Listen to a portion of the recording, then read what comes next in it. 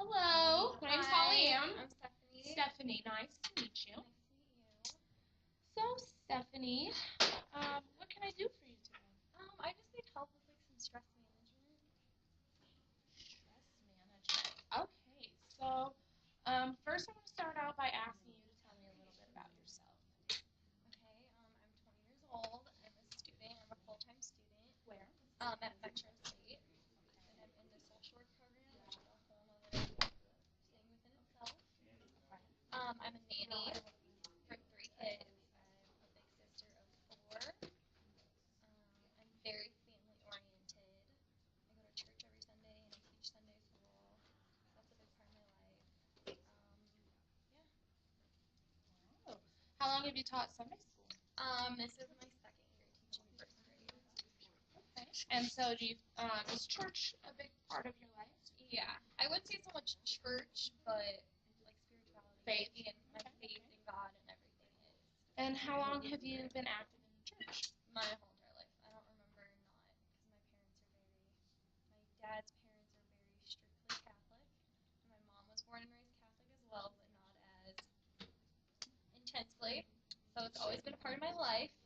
And have you guys gone to the same church? Well, I grew up in Chicago. I was born in Chicago. That's where all my family is. And then I moved to Colorado my 8th grade year. So we belong to 2 different parishes in Colorado. This is like the first one. Now we're in a parish that we like, and everybody there, we like them. But growing up in Chicago, I went to the same church my whole life. Oh, very nice. Okay, so I know you told me a little bit about your family, your siblings. Are there any other things that you find in your life that are forms of support for you? My best friend Taylor is a huge form of support. We've been best friends since I moved here, since 8th grade. She's been the one friend that I can actually keep, because we all know how girls can be. I also have a lot of guy friends. I don't have a boyfriend, which is probably a good thing at this time in life. But I have a ton of guy friends that are a huge amount of support. They're all older than I am and have graduated, so they're good people to turn to when you're feeling like school's stupid and I should quit. So I'm glad to hear that. So you told me that you came to see me for some stress management. So if you could let me know some stressors that you feel are a big part of the problem, that'd be cool. Huge, ginormous one is school. Okay. So school is definitely number one stressor. Yes. This is my first year in the BSW program for social work, and it is a lot more demanding and difficult than I ever expected it to be. There's a lot of papers, and it takes a lot of time out of my week. It took me last semester was really hard for me to grasp on. This one's a little better. So far, so good. But there's just a lot of papers, a lot of reading. The teachers expect a lot. Metro is also an hour and a half most days away from my house because I have to drive during rush hour. So it ends up being very long days. Okay. So school is your number one stressor. What are other components that you feel are stressors in your life? I'm a nanny. Okay. So a lot of times it helps me with the kids. I love the kids to death, but they were friends before they were my bosses, so I really don't get paid a lot. And I nanny a lot of hours. So I'm lucky enough to live at home. I have very amazing parents, and I'm very blessed on that side. But I don't make a lot of money, and I don't ask for money because I don't like to ask for money from my parents. It just feels weird. So it's a huge stressor knowing how many hours I work and how stressful it is. But I don't have that paycheck that's as rewarding, and it's also long hours. I do Tuesday, every single Tuesday, from 8 a.m. to 7 at night, and that's my day in between my classes, so it's hard to not, by the time I get home, it's hard to do schoolwork and stuff, but it's not a job that I would ever want to quit because I love the kids, and like I said, the mom's my friend before she's my boss.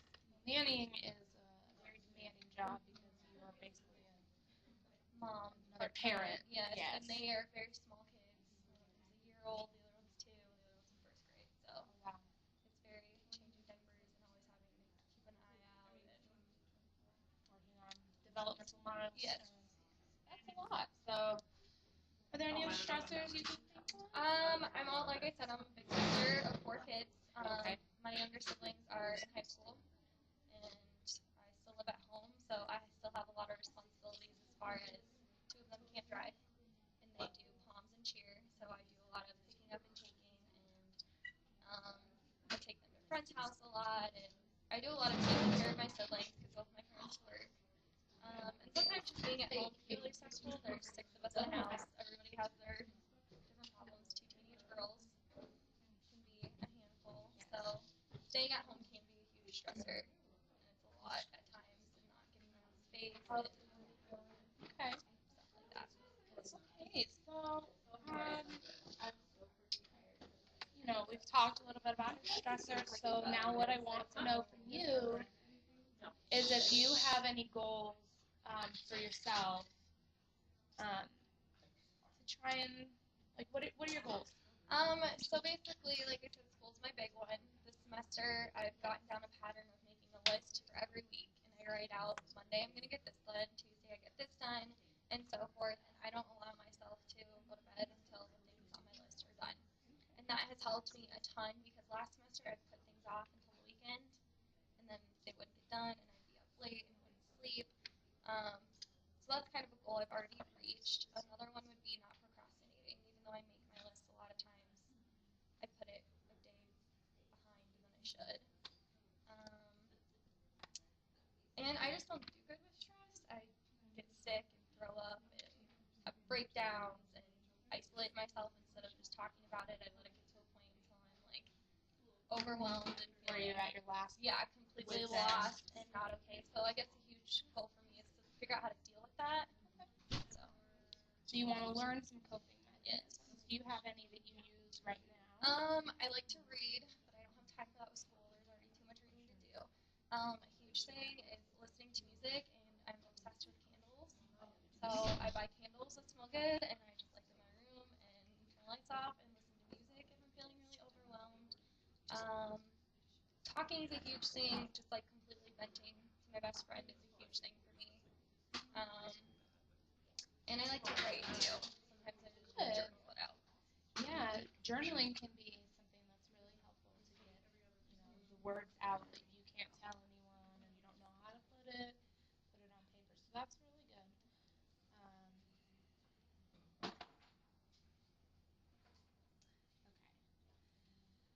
Okay, so for your goals to not procrastinate in school, I think those are really good.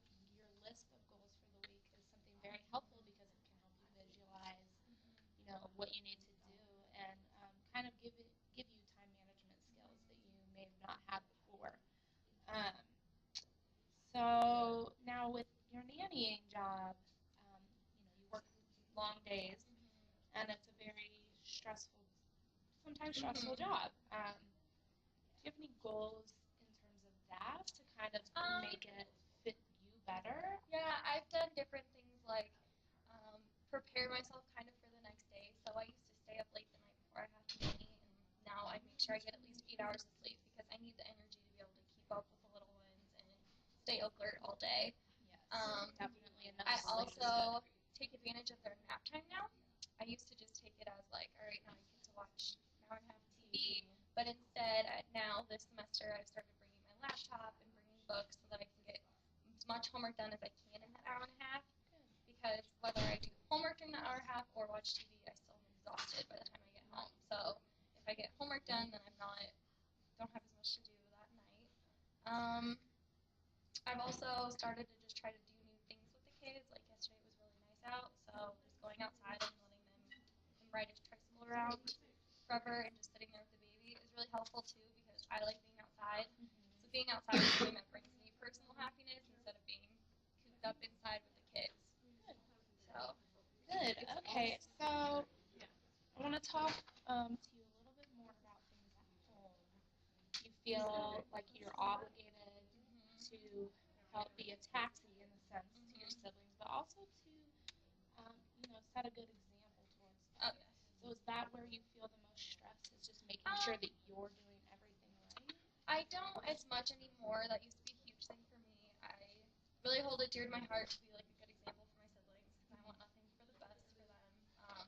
But now it's not so much as I hate it. I more see it as like a privilege, and I love being a big a lot of times I do feel obligated because I also see how stressed my parents are, and if I could take a little bit of that off, then I'm good. And that's kind of just part of who I am too. So. Well, with being a good example for your siblings, you also, they are also watching you and probably learning how to be a little more self-sufficient. So that's good. So we're about out of time for today. Is there anything else you want to talk about? Nope. Okay, so let's set a time to meet next week, and we'll revisit this and see how you're feeling next week. Okay, perfect. But I think what you're doing is you're on the right track.